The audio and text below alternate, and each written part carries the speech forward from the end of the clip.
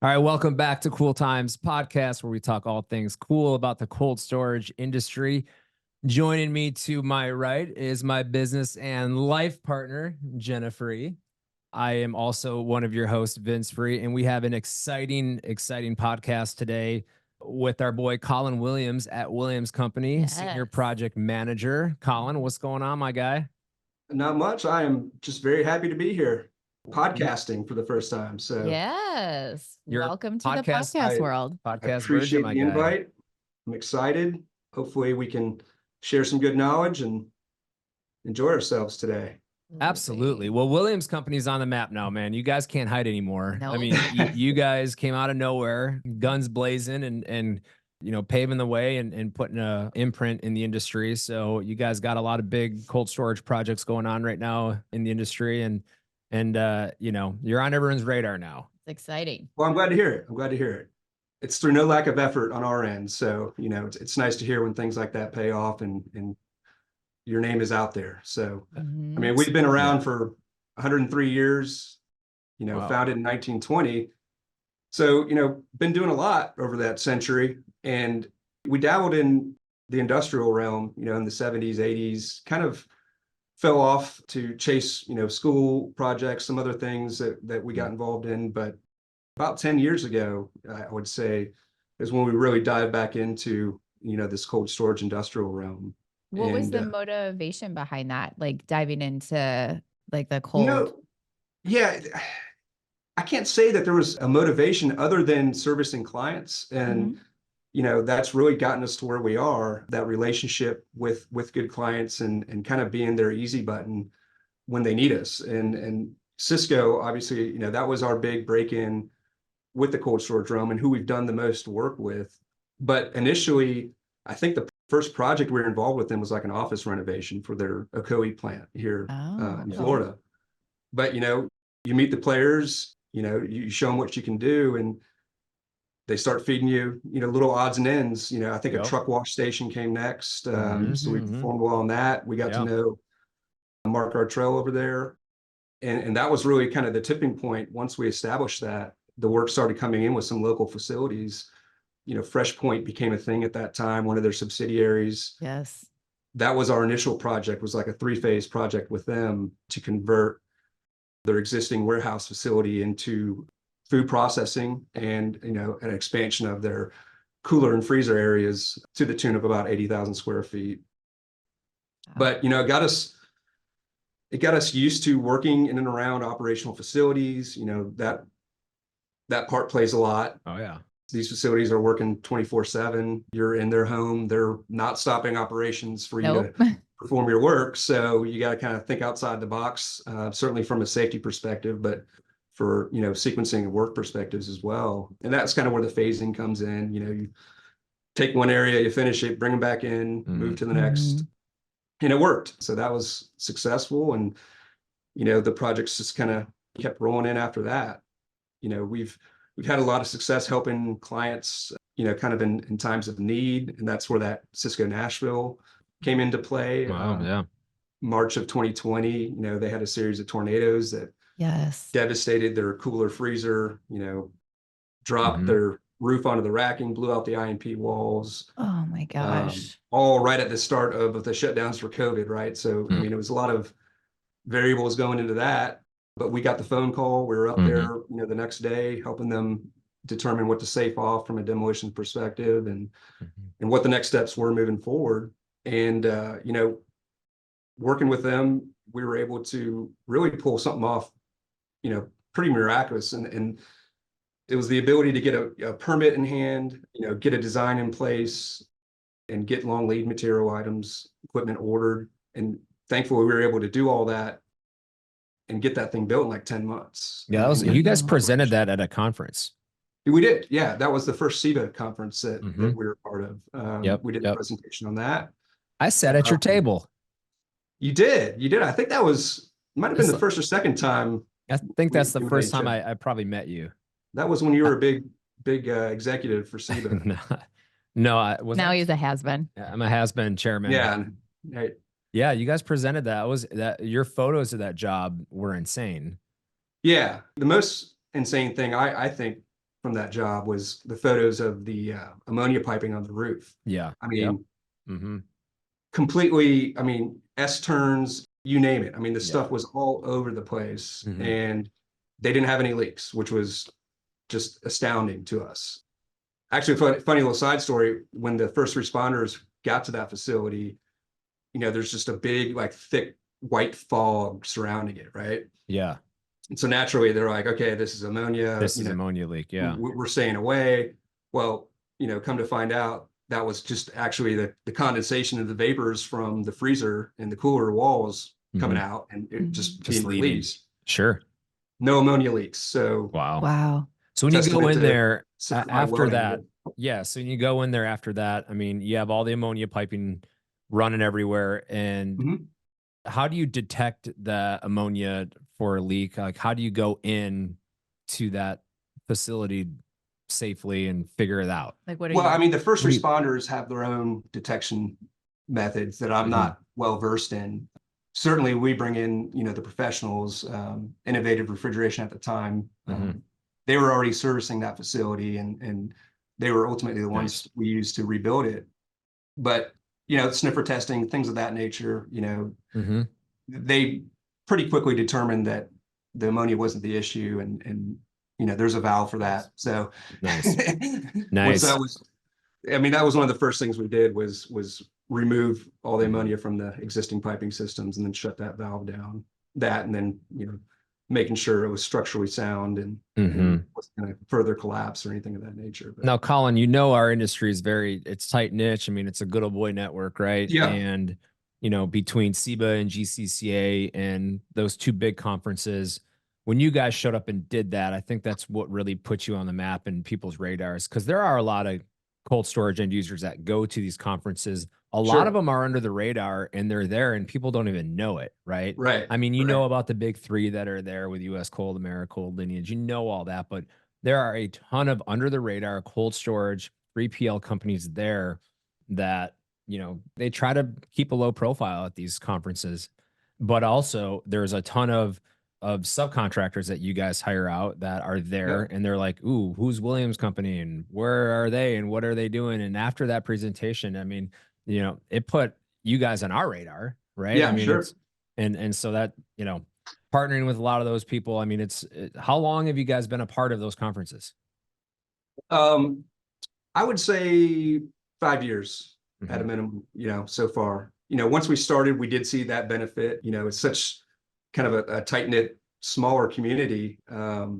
Obviously, it's growing leaps and bounds seemingly from those initial visits that we did. And I agree with your statement. Like, you know, those end users, you know, they're not advertising themselves that they're there, Mhm. but you know, Mhm. they're there.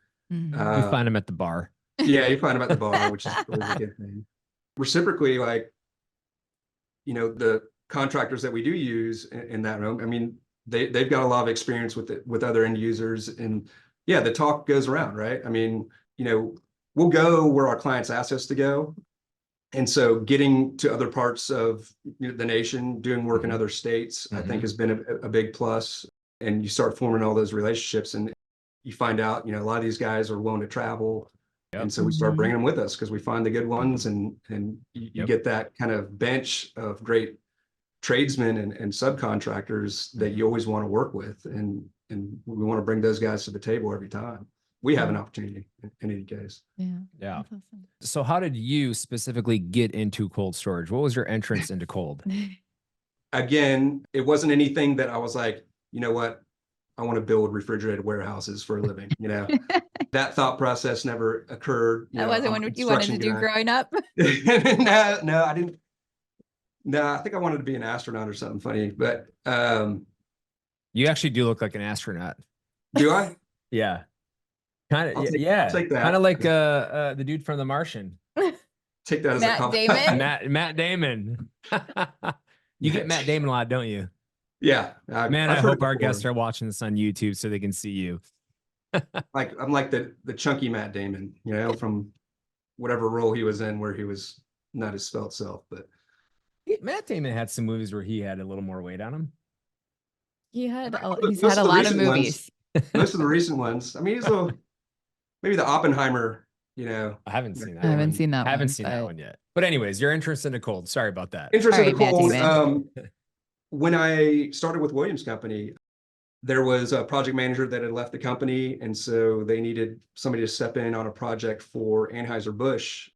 There was a local distributorship called City Beverages that I stepped in kind of a quarter of the way through. And again, it was an expansion to their cooler areas. And really, I mean, that they've been a client for us for a while, but it was like, that was my initial kind of step, like, okay, this is what that is. And then I went off and did some other things, kind of worked in our target program, built some Publixes and various stuff like that. And then that Sysco FreshPoint job is really what brought me back into the fold.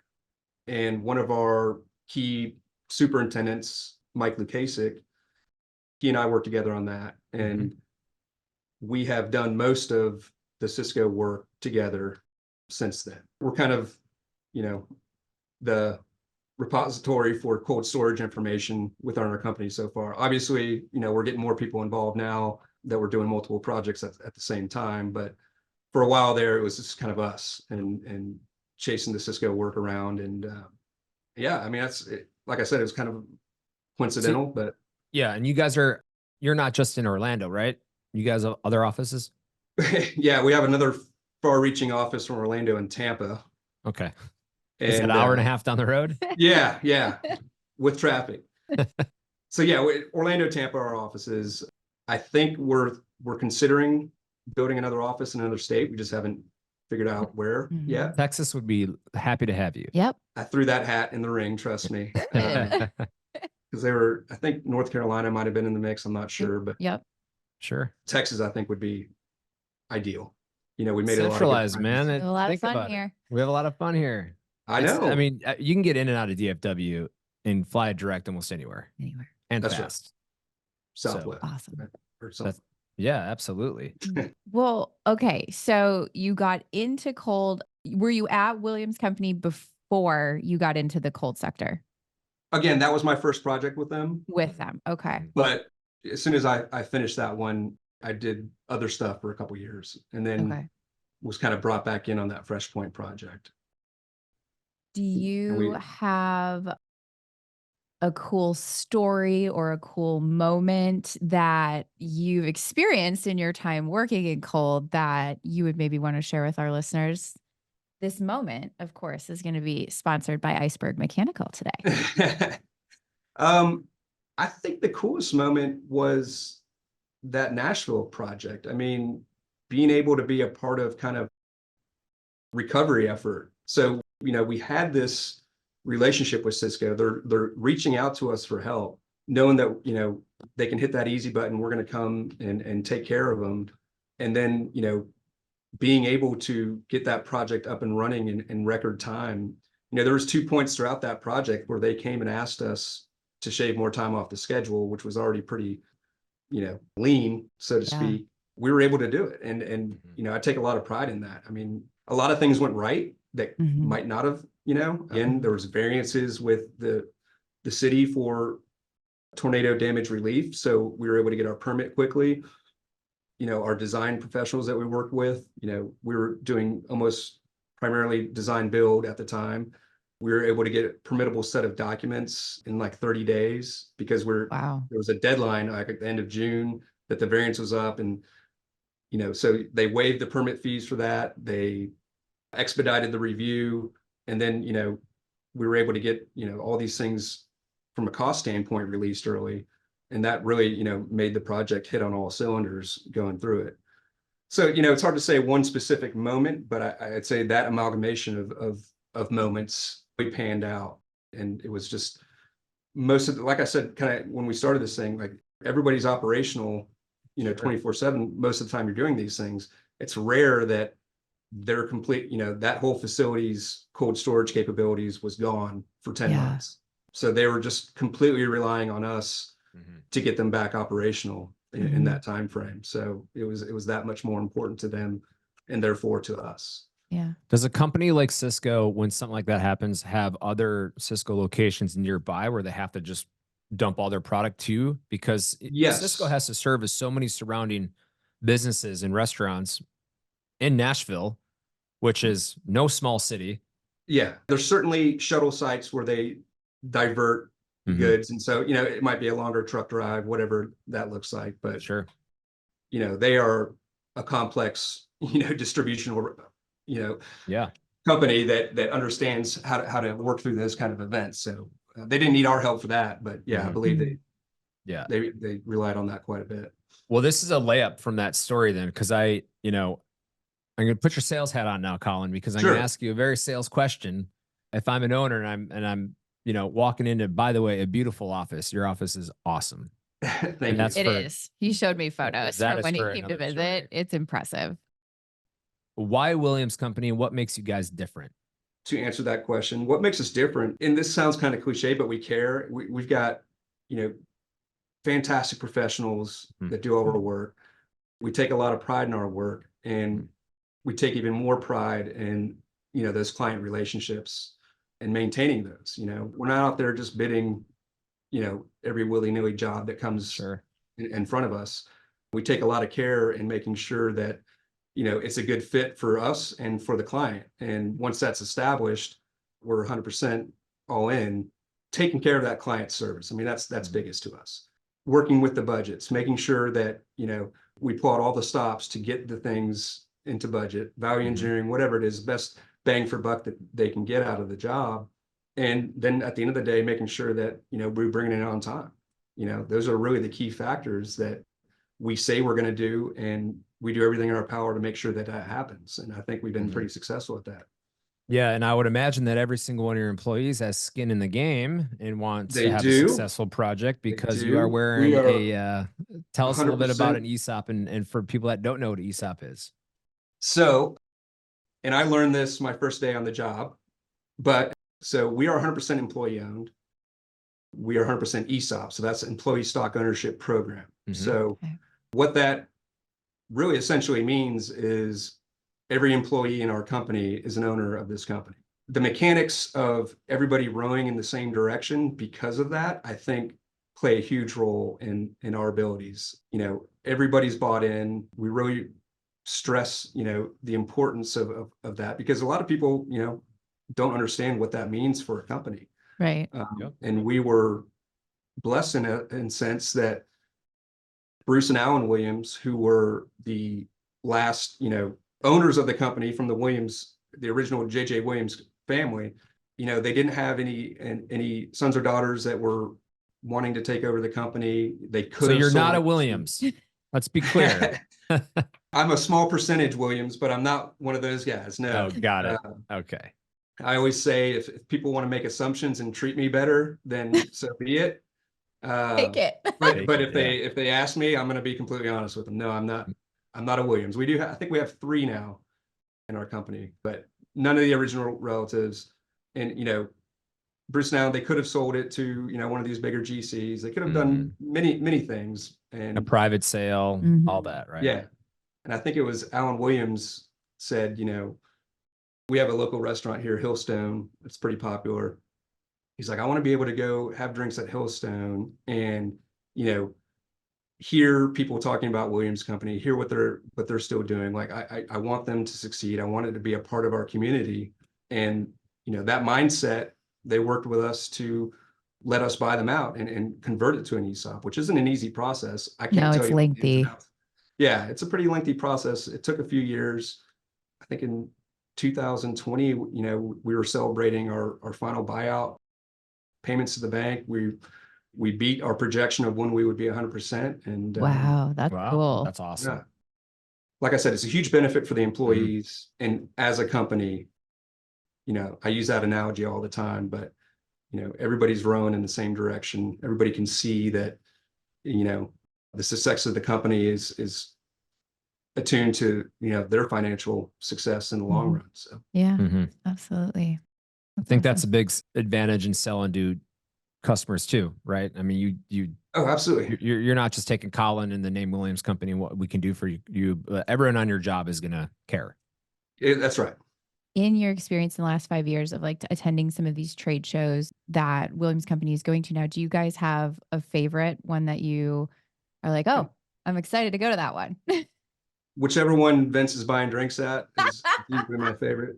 Oh, that's funny because I usually turn around and say, "Hey, Brett Wedding's buying." There you go. That's my second favorite.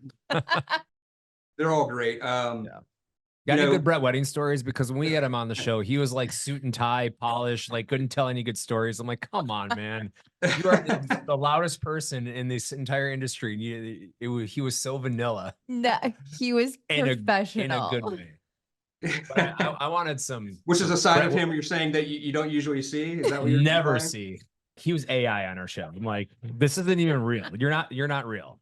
Stop it. Just kidding. What was Greg tease him Fritz like about standing in the corner? Yeah, exactly. Overseeing it? I tease him about that all the time. I'm like, man, you're so just polished, man. I couldn't believe it. He was. I love CEBA. I mean, that conference has been great. It was the first one we went to.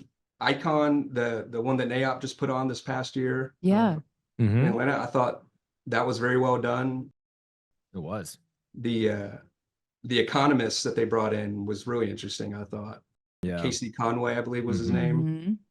I don't know if you caught much of his presentation. I caught all of it. Yeah. Of course you did. I bought into half of it. Well, you were like up next or something, I think. No. Was I? Yeah, you were on that panel. Oh my God, that's right. Yeah. I was. So I thought that one was good. I think they're doing it, in maybe Dallas next year or this coming year? I think they were considering one of the locations. Yeah, it's either Atlanta or Dallas this year. Yeah. Yeah, I think they're doing it again, though. They're doing it again. They're doing it again. And I think they should. Which packs our fall schedule like crazy because you have now CEBA, Icon, and GCCA, September, October, November. That's right. That's right. I got to clear my schedule. We always get to see a lot of each other in the fall. Yeah. So is CEBA going to be back in Amelia Island this year? Not Amelia. CEBA this year is going to be in south of Jacksonville. Gosh, what's the name of that place? They got Yes, St. Augustine. Nailed it. I was going to say like the PGA goes there in golf, right? Yeah. Well, they go to Jacksonville, I think. But yes. So hopefully there's no hurricanes this time. That's right. I remember that being an issue. It's kind of late in the season. I mean, we're kind of used to it. It was late in the season at the Amelia Island one. Right. Then again, it really didn't turn into like, it wasn't a crazy hurricane. It's just high winds but I guess they took caution. You know, that futurist I talked about, that economist, something I remember from his presentation, and I think this kind of corresponds to where the cold storage industry kind of is and is going. He was telling a story about an aquifer in the Midwest, right? That is getting low. And they're starting to put taxes, tariffs on the water usage. It's rising because, it's getting used up, but it provides like something crazy, like 30% of the irrigation water for the crops out there. Yes.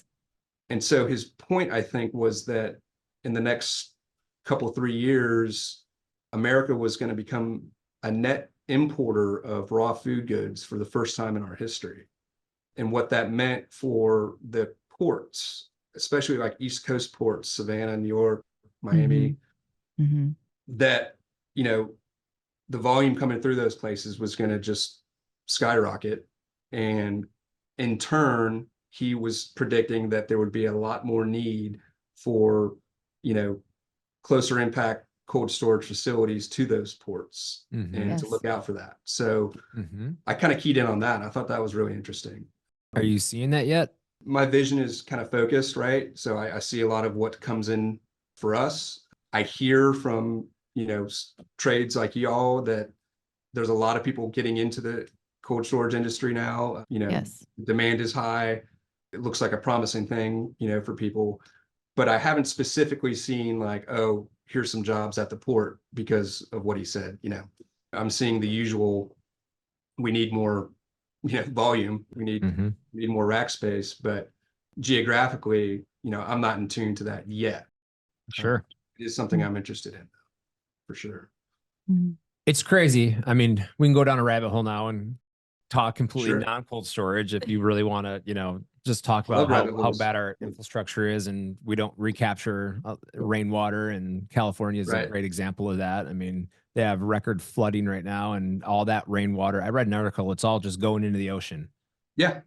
They don't recapture any of that water. And the Midwest flooded last year, and you get all this rain, and it's like, how can we be low on water? Like, what are we doing with it, right? Yeah, it doesn't just drain right into the aquifers where you need it, I guess. I mean, you look around, you move to any small town, and in 10, 15 years, all those cornfields are gone and there's neighborhoods. So our farmlands are they're disappearing. Yeah. Yeah. So we're going to be importing a lot of, corn, right? I mean, don't we get a lot of our corn? Did he mention we get a lot of our corn from South America? Is that what he mentioned? That's where he said it's going to be coming from. Yeah. Yeah. That's where most of these food goods, from a raw side are going to be coming from South America. Yeah. I mean, already are, but Mm-hmm. it's only going to increase. Yeah. I mean, if you can't irrigate your crops, Mm-hmm. that's a problem. So what do you think the outlook is for our cold storage construction industry? Obviously 2024 going into 25, into 26. Do you still see, obviously the trajectory has been pretty insane, right? Yes. Is it going to stay the same, or is it going to level off? What are you seeing from a GC design build side? I would say I still see it. I don't know if it's still rising, but it's certainly still going to be there for the next couple of 3 years. I'm seeing a good amount of demand. I'm seeing certain clients taking the opportunity, to build facilities where they need them. It's just kind of natural, right? With every steady increase or fast increase that, there's going to be a plateau at some point. Has to be, right? Kind of hard to predict when that's going to be. A lot of it, I think, has to do with, most of the things that any other construction project deal with, and that's funding and interest rates and, what that looks like for these guys to be able to use the money that way. I mean, certainly the bigger entities are self-funded for the most part, so they can kind of, they don't have to rely on that. But I am seeing, a lot of these smaller format, distribution centers kind of in tune with what you said, the in-betweens, the shuttle kind of projects. Like it's not their huge facility, but it's something they need to bridge the gap, between a couple. That barrier to entry has got to be a lot tougher today as interest rates are super high, right? I mean, borrowing money from a bank ain't easy. Yeah. And so I think they have to turn to, real estate and equity-based, funding and lending. But that's really starting to get out of my wheelhouse in terms of my professional acumen. So we're still seeing demand for expansions and new facilities. Sure. Certainly going through this year and into 2025. What it looks like 26 and beyond, I think it's a little hazy fog of war scenario, but Colin, come on, man. I'm trying to write my 5-year business plan here, the outlook. I need something here, man. Come on. I don't know. I mean, do they use IMP for anything other than cold storage? In Europe, they do. So if you look around the United States and look at all the tilt buildings, like dry warehouse tilt buildings in Europe, it's mainly IMP. They don't do, they do very little concrete tilt. They do IMP. So we just got to bash that into all the tilt builders out here that start using IMP instead of concrete tilt. It is interesting. I understand using tilt on the loading dock sides of warehouses and things of that nature, but because you don't trust a truck driver to back up. Exactly. I mean, slowly. That's another conversation we should have. Is we're talking about new facilities, expansions, and things. Sure. Well, maintenance of these facilities is huge, right? I mean, I've never seen a building get worked harder. Right. Oh, for sure. We design these things to take a beating and to get used, and they do, and sometimes fantastically. And it's just amazing what you can see out there. But when you're operating, you're moving that many pallets through a facility 24 hours a day. Mistakes happen, things get crunched into. That's the hardest part about construction, and let's just say your finish line of a project. We are seeing more and more these clients are moving in before the building's fully done and or turned over. And you have 4 items on your punch list, and all of a sudden next week it's 12 because they hit that door opening and that door's broke and that panel now has a huge dent. And it's like, it's nonstop. Yep. So it's funny you say that, because as a company, one of the benefits we think that we provide that maybe sets us apart is what we call our Warranty Plus program. Okay. And so for every client, we provide this on every project, and that's essentially, we were going to come in quarterly for the year after we complete the project and we're going to bring in all of our key trades, and we're going to do a very thorough warranty inspection, 3 times throughout the year, and then a final one to suit it up at the end of the year. And I think, especially for these type of facilities, that's a huge benefit. But to your end, that first, cycle, that 90 days after the project's complete and we come in there, it's already pretty beat up. Yeah. Right? Yeah. It's hard to distinguish, Take your nice project photos as soon as you can. Exactly. Yeah. Do that before they move in, because things are going to get roughed up, so to speak. Now, from a design standpoint, are you guys designing everything in-house? You guys go outside to some of the bigger cold storage architects for some help? Yes. So we do not do any in-house design. We source out all of our design professionals and design build scenarios. Okay. So we've got, key trusted guys that we go to quite a bit. And, we're always open to, hearing or working with new design professionals in that realm. We are very focused internally when we do a design build project. We've got a very robust, pre-construction and estimating department that's very involved throughout the process.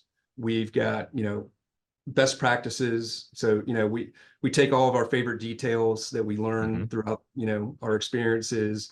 We have a repository for that. So, as we're checking drawings and we're making sure that things are, the details are there, we have that, that repository to go back to.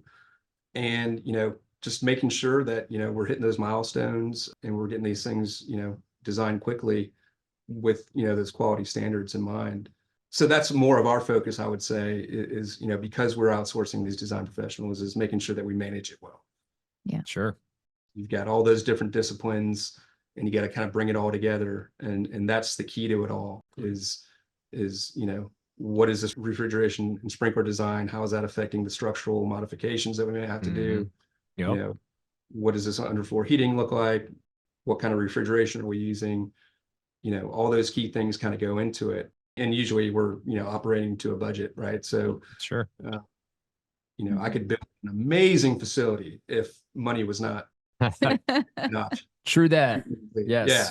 No, But it always that's is. a fact. So that's part of the game. Yeah. It is. It is. And as far as cold storage, your cold storage team is concerned, Williams Company is a huge, obviously you guys, huge office, a lot of employees. How many people are strictly focused on cold right now in your team? That's a good question. I would say now we've probably got a team of at least 20 to 25 professionals Wow. involved in the cold storage, between estimating and pre-construction, our project management side, and then our field supervision. Wow. Yeah, that's Nice. pretty active.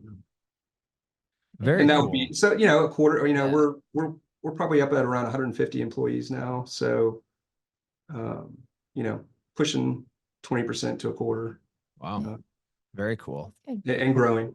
For sure. Well, tell our listeners, like, if they want to learn more about Williams Company, like, where would they go? Like, what's your website? Are you on the socials? Like, where, if people... We're on the gram.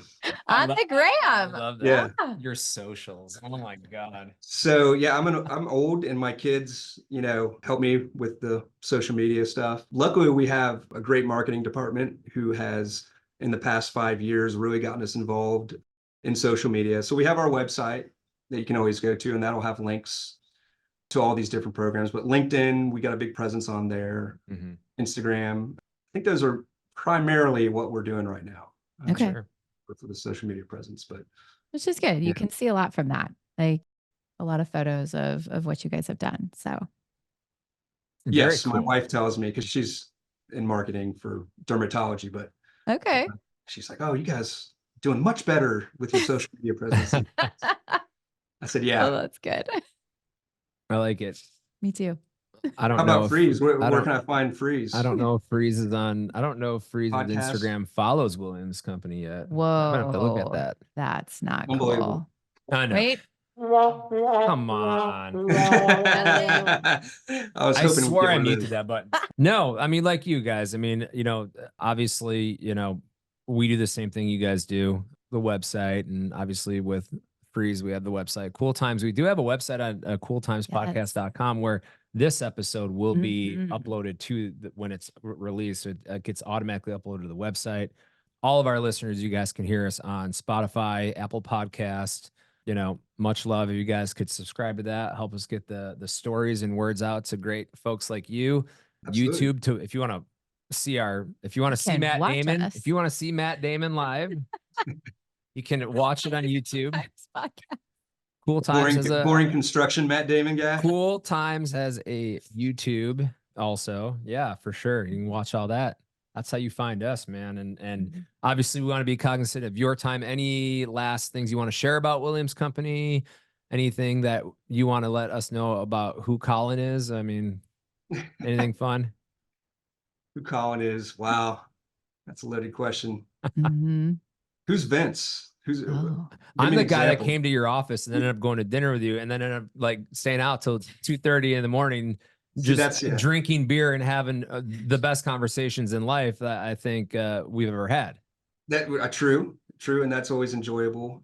Me personally, I'm just turned 45, so I feel really old and kind of confused at times. But I've got a solid standing here. I think Williams Company. I've worked for the bigger GCs back in my time. I think we have a fantastic culture. It's only helped by the ESOP that we mentioned before, but I really enjoy everybody here, everybody I work with. It's such a nice kind of breath of fresh air, but the amount of open communication that we have in this company, we've got so many bright professionals, a lot of experience, and the lines of communication are just always open. We're always sharing our experiences. Very few things are kept under wraps. Like, I can walk out of this office right now to any office in this building and ask questions, share experiences, get good knowledge, get good feedback. All those things are so encouraged that it just makes it like a really, awesome place to work, like pleasant. When I got here 10 years ago, I didn't know all those things. I knew of Williams Company through friends and some people that worked here. And, everything's just being reinforced over the 10 years I've been here. Sure. My plan is to keep running with it. Like, I'm going to retire from Williams Company. I'm vested. And I think a lot of people are. Love it. I just like the way they treat their clients. I like the way they treat their subs. Everything's very fair. Everything's, client service oriented, relationship based. All the things that, kind of reflect on me in terms of how I like to do business and work with people. And, there's, it's construction. So there's, you hear stories across the board and it can be a little gruff at times. It can be, it's always a stressful situation, right? I mean, that's kind of the life we live. It's never going to go smoothly. Pulls out of the station, it's moving until it parks. And throughout that whole process, it's dynamic, it's handling, prioritizing, taking care of situations and issues as they arrive, because they are going to arise. And, having that work ethic and that relationship sense to just work through issues, use our subs to our advantage. I look to Freeze, for your expertise. I rely on that a lot. I don't go into these situations saying we know it all and this is how it's got to be. And it's like we're always open to new and better ideas. We kind of got that mindset from that design build approach. People bring in great ideas all the time, and you want to capture that. And I think just being open to that, and that's a part of the culture as a company that lends itself to evolving and learning as these things happen. And, I think that's, for me, that's the way to do it. And absolutely. I really enjoy it. Everyone rowing in the right direction, man. Same direction. Yeah, that's right. That's right. Well, Colin, I want to get to my my this or that questions with you so we can learn more about you. Okay. Are you ready for that, my guy? I am. All right. Let's do it. Why are you looking at me all crazy, Jenna? I'm just looking at you because you're talking. Thanks. All right, my guy. She's adoring you. I can see the fawning. Totally. Mm-hmm. Every day. I've known Yeah. her long enough and I know what that look is. Nice try, Colin. Yeah, well. All right, my guy. The cool rapid round questions, again, sponsored by our good friends, Iceberg Mechanical. All right, my guy. Cash or credit? Cash. Coffee hot or iced? Ice now. Whoa. Red wine or white wine? Red, definitely. Do you sort by price or by rating? Price. Guacamole or salsa? Come on, man. It's hard to choose. I don't think I know. could. You got to pick I would one. say salsa because Gotcha. I make my own and I like it. I also make guacamole, but you know. Oh. All right, I remember that one. You're gonna have a choice. I guess I gotta go salsa. There you go. Cold drink or cold beer? Beer, cold beer. Hits the spot. Box and box construction or ground up construction? Ground up. It's easier. That guy. Awesome. Awesome. But we're always open to a challenge. Ammonia or freon refrigeration? Whew. I don't want to piss off any of your subs. I'm gonna say ammonia, just because that means we're dealing with bigger projects. Oh, I like it. I like it. All right. Beachside or poolside? Beach. I'm a Florida guy. Nice. Justin Timberlake or Justin Bieber?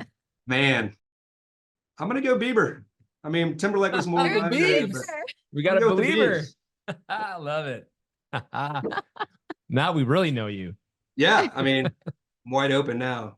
That's it. Awesome, my guy. Awesome. Well, Colin, thank you for being on Cool Times Podcast, my friend. We Thank you enjoyed for having having you me. and learning a lot about Williams Company, man. And you know, everyone rowing in the same direction. Love that. Absolutely.